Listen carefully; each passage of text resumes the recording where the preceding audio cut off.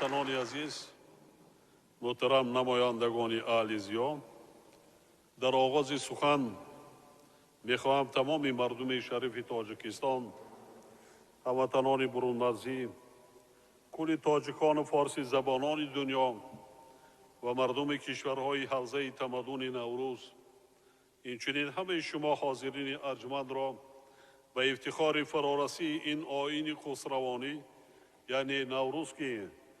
چند سال این جانب همچون جشن بین المللی تجلیل می گردد صمیمانه تبریک گویم.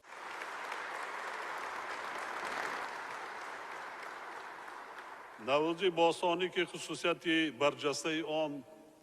جشن خرسندی خرد و بزرگ یعنی تمام مردم می باشد، در کشور ما به شرافت استقلالیت دولتی با رمز و آیین‌های بسیار دیرینه و رنگ و تراوت بسا دلچسب و زیبنده خود احیا گردیده و یکی از دوست داشته ترین جشن‌های ملی ساکنان تاجیکستان بی‌شناسایمان تبدیل یافته است. یعنی مردم ما، مرد و زن، پیر و جوان، همه این جشن را انتظاری میکشند، برای استقبال ارزنده آن آمادگی میگیرند. رسم و آیین‌های نوروزی را با خرسندی و خوشحالی زیاد و دست جمعانه به جا آورده بهترین نیت و آرزوهای خود را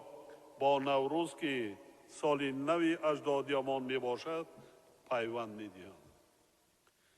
همچون رمز نیکی نوروزی ملاقات رهبر دولت با نمایندگان زیایان نیز هر سال در عرفه این جشن مبارک ملی امان دایر می گردد. باید گفت که احیای جنبه‌های مردمی نوروز، ترغیب و تبلیغ منتظم سنت‌های این جشن باستانی، عاموی گردانیدن غایه و ارزش‌های جاودانه آن و به این واسطه تحکیم بخشیدن پایه‌های فرهنگی زندگی جامعه ما یکی از وظیفه‌های مهمترین اهل زیان می‌باشد.